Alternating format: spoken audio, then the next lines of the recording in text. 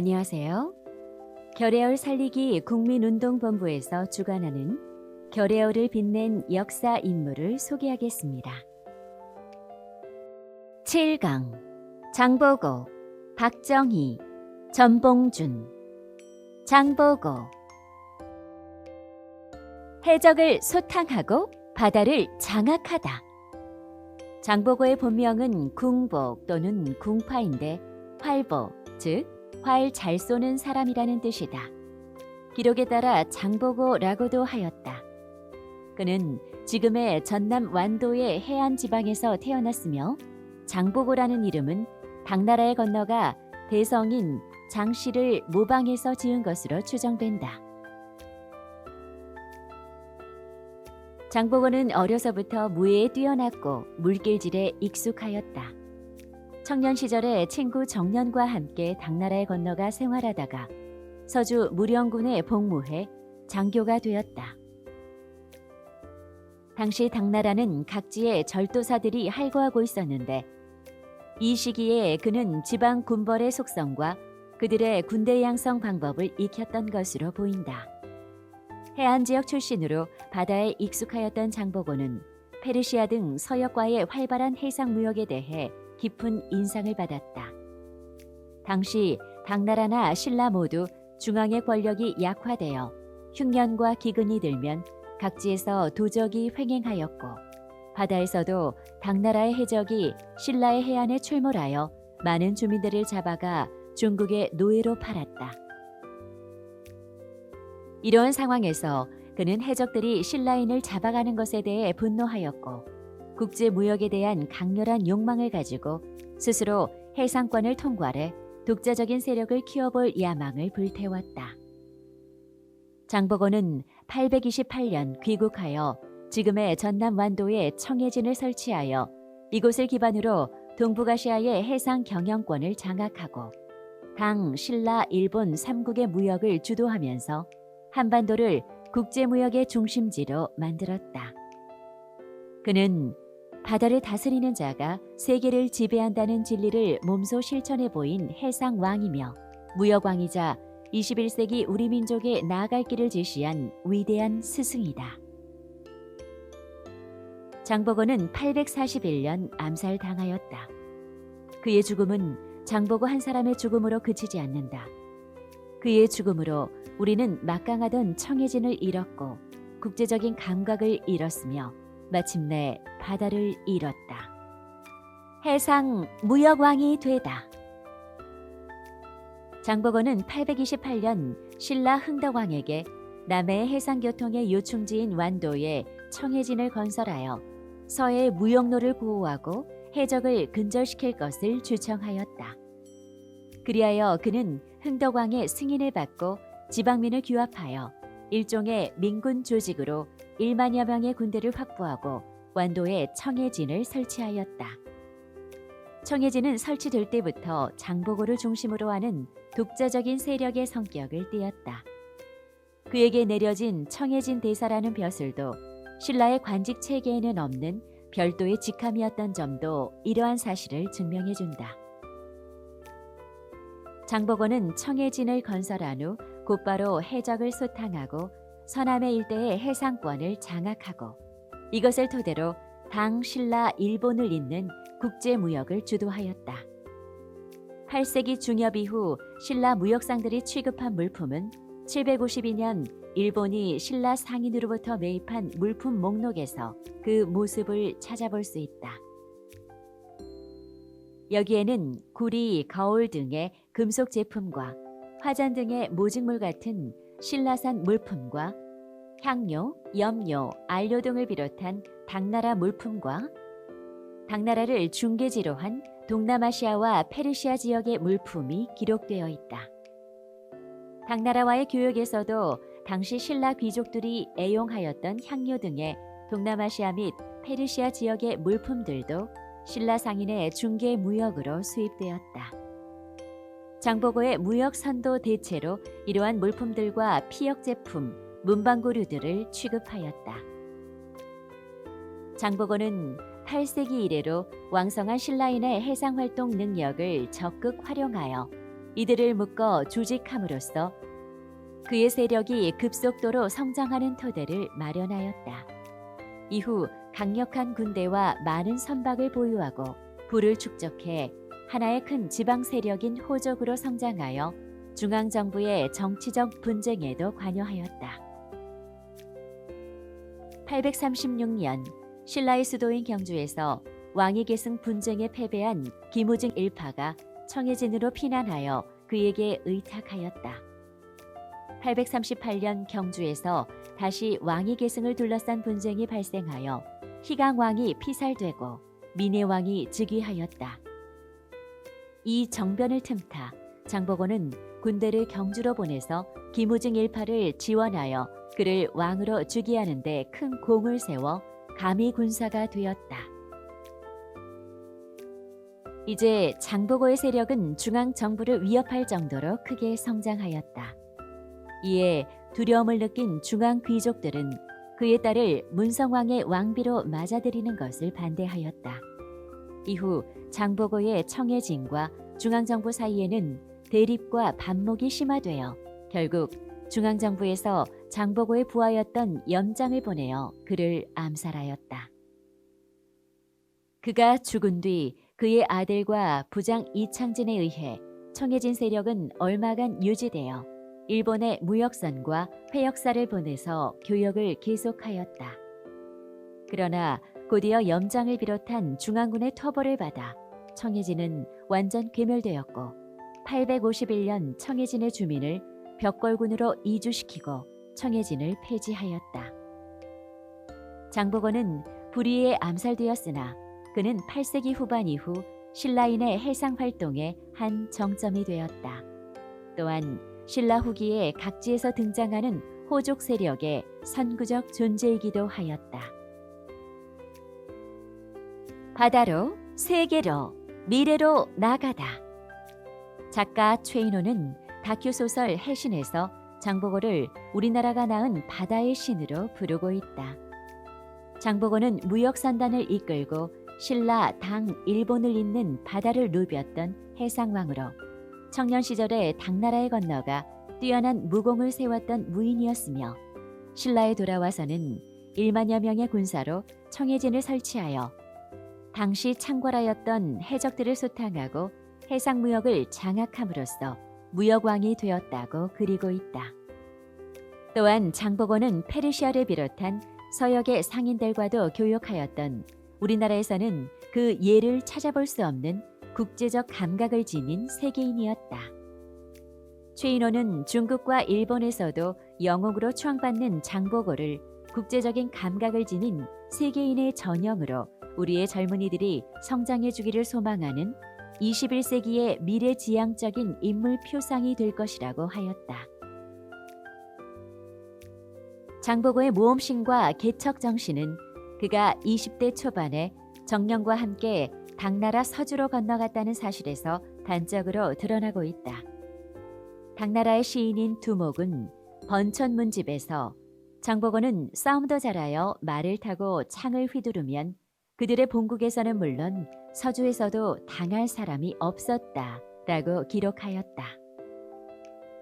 주일 미국 대사를 지냈던 미국의 동양사학자 라이샤워 교수는 장보고는 이미 1000년 전에 당시 세계의 전부였던 아시아권에서 영웅으로 인정받았다고 평가하였다. 또한 국제 마케팅 분야의 세계적인 석학인 미국의 키간 교수는 이제 오늘을 살고 있는 우리의 차례라고 하였다. 즉, 우리가 새천년 새시대에 9세기 세계의 해상무역을 석권하고 지배하였던 장보고의 전략과 모험 정신을 계승한다면 세계 무대에서 진정한 승자가 될 수 있다고 하였다. 장보고는 1200년 전의 사람이었음에도 불구하고 우리가 장보고를 주목하는 이유는 그의 성각자적 정신을 현재에 적용하려는 데 있다. 첫째, 해양 개척의 정신이다. 장보고는 우리 민족의 고대 해양 문화적 역량을 결집시켜 우리나라의 역사상 가장 광활한 해양 영토를 개척하였다. 그는 산동반도의 적산포, 남중국, 그리고 일본의 북구주 등에 전진 기지를 설치하고 활동 무대를 동아시아 전제로 확대하였다. 뿐만 아니라 그는 페르시아를 비롯한 서역의 상인들과 직접 교류함으로써 일찍이 해양 입국을 구현한 역사상 가장 걸출한 해양 위인이다.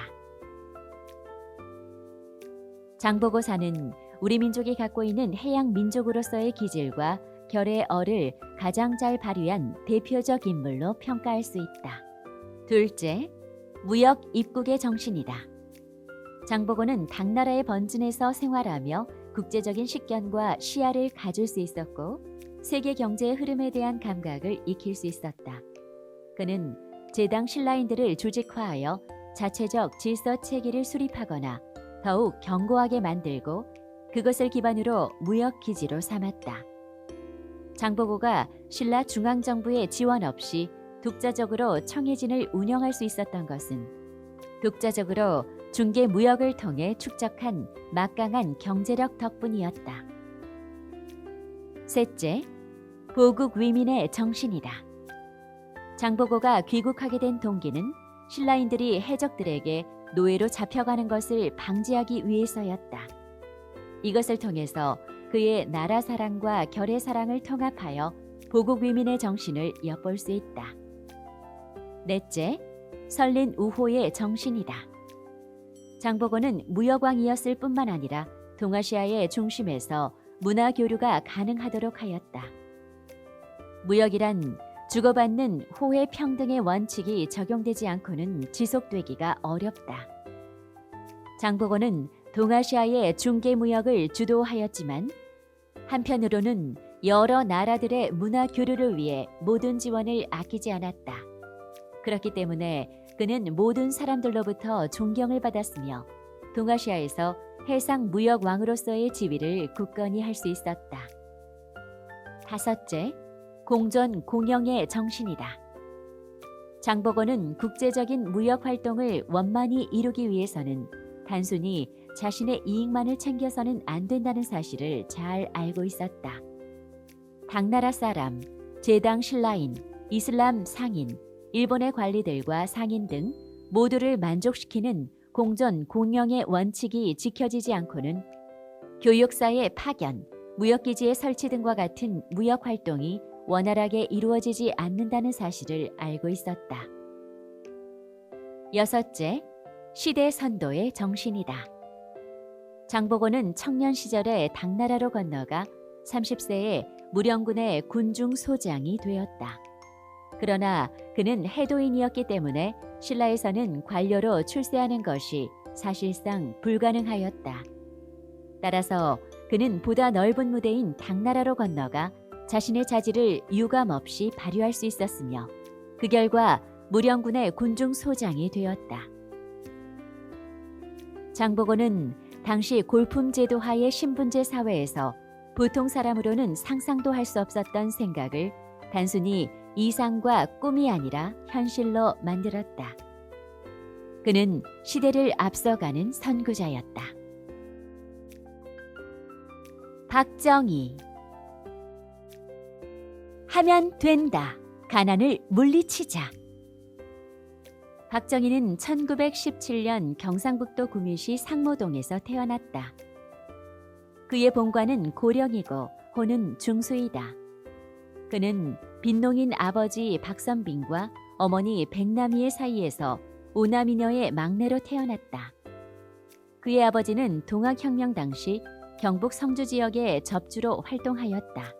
그는 직업 군인으로 국가재건 최고회의 의장을 거쳐 정치가로서 대한민국 제5대에서 9대 대통령을 역임하였다. 그는 재임 기간 동안 장기 집권과 독재자로 비판을 받고 있지만 그가 이룩한 선진국형 경제 발전은 발전도상국의 세계적인 모델이 되고 있다. 박정희는 1937년 대구 사범학교를 졸업하고 문경소학교에서 3년간 교사를 하였다. 1940년 만주에 신경군관학교 제2기생으로 입학하여 최우등생으로 수료한 뒤 일본 육군사관학교로 전학하여 1944년 졸업과 함께 만주군 소위로 임관되어 일본군 장교로 복무하였다. 1946년 육군 사관학교에 입학하여 제2기로 졸업하고 육군 대위로 임관되었고 1950년 유경수와 결혼하였다. 6.25 사변 때 주로 육군본부 정보국에서 근무하다 1953년에 장군이 되었다. 1954년 제2군단 포병사령관, 1955년 제1군 참모장, 1960년 육군 군수기지 사령관, 제1관 구사령관, 육군본부 작전참모부장을 거쳤다. 1961년 제2군부 사령관으로 재직 중 4.19 혁명으로 자유당의 몰락과 민주당 정권의 혼란을 계기로 5.16 군사 쿠데타를 주도하여 정권을 장악하였다. 그 후 18년간 집권하다가 1979년 10월 26일에 김재규가 쏜 총에 서거하였다. 자주, 자조, 자립, 새마을을 만들다. 5.16 군사 쿠데타 이후 군사정부는 농어촌 고리채 정리령을 발표하였으며 부정축제자에 대한 가차없는 조사를 실시하였다. 사회 기풍을 바로잡기 위하여 댄스홀과 고급 요정 등 모든 환락가의 문을 폐쇄하게 하였다. 또한 군사정부는 국민운동본부를 설치하여 생활 간소화, 가족계획, 문맹 퇴치 사업을 벌이는 한편 적극적인 외교 정책을 전개하였다. 1963년 제3공화국의 박정희 정권이 가장 역점을 두고 추진한 것은 경제발전과 한일 국교 정상화였다. 박정희는 이미 군정 기간인 1962년에 사회 경제적인 악순환을 지향하고 자립경제 확립을 위한 기반 구축을 목표로 한 제1차 경제개발 5개년 계획을 수립하여 추진하였다. 제1차 경제개발 5개년 계획은 당시 후진국 가운데서는 가장 높은 국민 총생산 GNP 성장률인 연평균 7.1%를 책정하였다. 그리고 박정희는 취약된 농촌 진흥을 위해 자주, 자조, 자립이라는 슬로건을 걸고 대대적인 새마을 운동을 전개하여 시료를 거둔 바 있다. 또한 박정희는 국가 원수로서는 최초로 일본 수상과 회담하는 등 한일 문제의 타결에 열의를 보였다.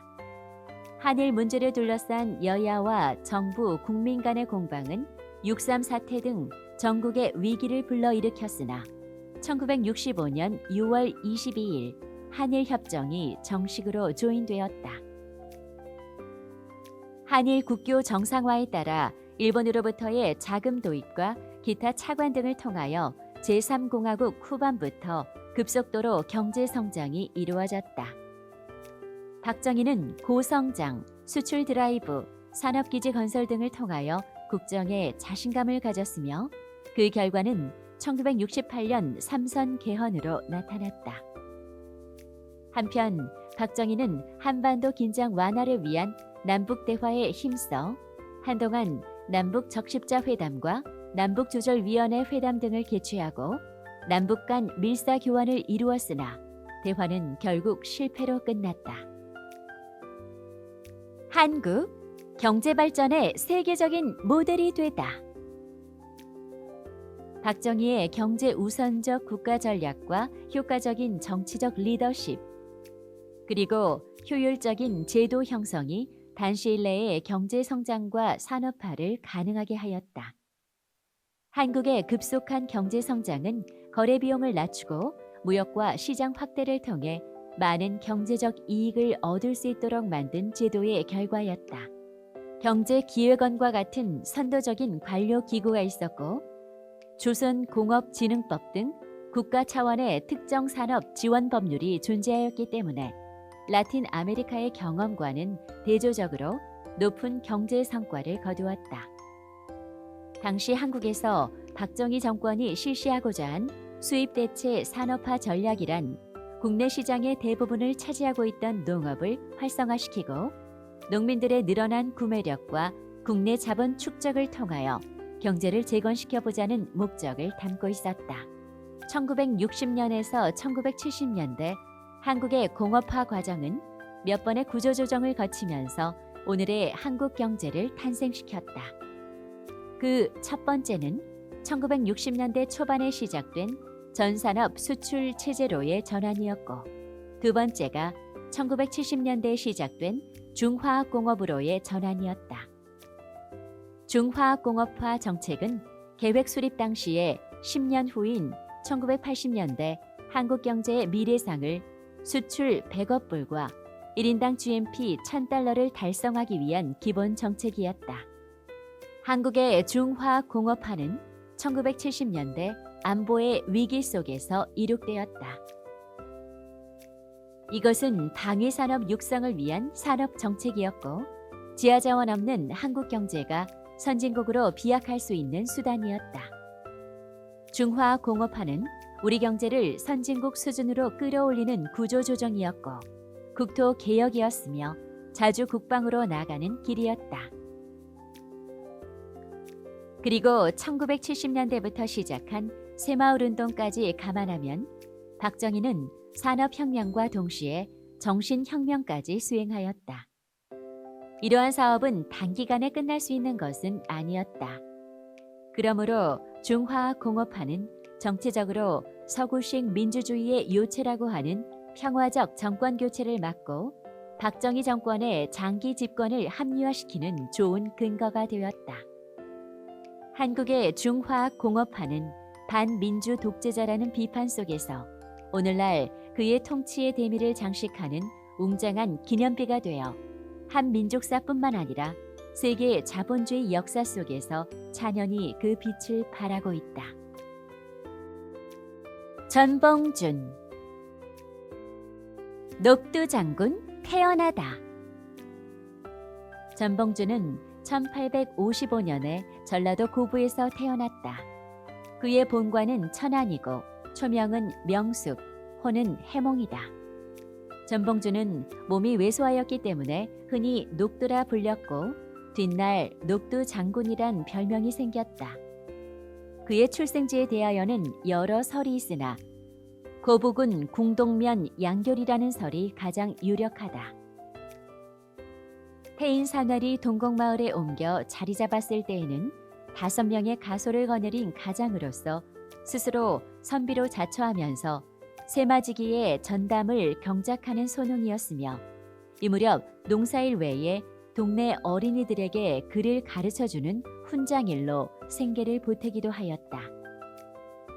당시 삼남지방 일대는 각지에서 민중봉기가 일어났고 삼정의 문란 등으로 정치, 경제, 사회의 혼란이 극심하였다. 특히 1876년 개항 후로는 서양 세력의 침입이 가속화되었고 청일 양국의 대립이 심화되었다. 국내에서는 이모군란과 갑신정변 등이 발생하였고 지방에서는 농민들의 반봉건 투쟁이 번져나갔다. 당시 백성들은 세상을 비관하고 있었기 때문에 이러한 상황에서 동학의 교세는 더욱 확대되었다. 그의 아버지인 전창혁은 군수의 학정에 항거하여 민중봉기의 지도자로 선봉에 서서 군청 등을 습격하다가 체포되어 살해되었다. 이러한 아버지의 죽음은 그로 하여금 항거의 불씨를 당기도록 채찍질을 하였다. 동학에 들어가다. 전봉준은 30세가 넘어서 동학에 입도하였고 김덕 명포의 접주로 활동하였다. 그는 동학을 설명하기를 수심하여 충여로서 본을 삼아 보국 안민하자는 것이라고 하였다. 그리고 수심 경천하는 도인 이유로 동학을 신봉한다고 동학에 입도한 이유를 설명하였다. 그는 동학을 신앙의 대상이라기보다는 보국 안민이라는 이상을 따랐으며 동학을 혹호한다고 주장하였다. 그는 봉건적인 수탈 정치, 과징, 강제 징수 등으로 시달리는 농민들의 대변자로서 동학혁명의 선봉이 되었다. 1894년 3월 농민들은 그의 지도 아래 고부 군수인 조병갑의 폭정에 대항하여 고부군청을 습격하였다. 정부는 조병갑을 파직하고 박원명을 새로운 군수로 임명하였다. 박원명은 관의 잘못을 시정하기로 약속하고 농민군을 해산하였으나 안핵사로 파견된 이용태가 오히려 역조를 거느리고 고부군 내에 들어와 만행을 저질렀다. 이에 격분한 그는 경문을 써서 각 지방에 전달하고 농민군을 모아 전주성으로 진격할 태세를 갖추었다. 동학혁명 당시 국내 상황은 농민들에게 이중의 압박을 주었다. 즉, 농민층의 분해와 신분제도의 동요로 민중의 사회의식 및 대항의식이 높아졌으나 민씨정권은 봉건적 모순을 오히려 봉건 양반체제의 강화로 해결하고자 함으로써 외세의 의존도는 더욱 높아갔다. 12조의 폐정개혁 요구로 동학농민군을 이끌다. 전봉주는 동학농민군을 이끌고 봉기하면서 표방한 것은 관기를 모두 멸하고 외적 오랑캐를 충멸하는 것이었다. 그가 전주 화약 이후 전라도 53개군에 민족개혁기구인 집강소를 설치하고 폐정개혁의 요구 조건을 제시한 것은 그의 정치개혁 이념을 나타낸 것이다. 그것은 신분제의 폐지, 지역 문벌의 타파, 탐관오리와 횡포한 부호의 숙청, 농민의 균등 경작권, 봉건적 인습의 타파, 청상과부의 계가 허용 등 12개 조에 달하고 있다. 그러나 오래지 않아 청일전쟁이 일어나 사태는 또 다른 국면으로 접어들게 되었다. 마침내 9월 중순을 전후하여 동학농민군은 항일구국의 기치 아래 다시 봉기하였다. 여기에 전봉중 휘하의 10만여 명의 남접 농민군과 최시영을 받들고 있던 손병희 휘하의 10만 명의 북접 농민군이 합세하여 논산에 집결하였다. 전봉주는 자신의 주력 부대 1만여 명을 이끌고 공주를 공격하였으나 몇 차례의 전투를 거쳐 11월 초 우금티 싸움에서 대패하였고 나머지 농민군도 금구 싸움을 마지막으로 일본군과 정보군에게 진압되고 말았다. 그 뒤 전라도 순천 및 황해, 강원도에서 일부 동학농민군이 봉기하였으나 모두 진압되자 전봉주는 후퇴하여 금구, 원평을 거쳐 정읍에 피신하였다가 순창에서 지난날에 부하였던 김경천의 밀고로 12월 2일 체포되어 일본군에게 넘겨져 서울로 압송되고 재판을 받은 뒤 교수형에 처해졌다. 동학혁명은 반봉건적인 투쟁이었으며 이러한 목적은 전봉준에 의해서 대변된 농민들의 소망이었다. 따라서 동학사상은 결의열 사상으로 승화되어 나라 지킴이로 구체화된 것이다. 그는 이를 구체적인 구국운동의 사상적 배경으로 활용하였으며 결의의 얼을 정확히 선양하는 첩경이라고 보았다.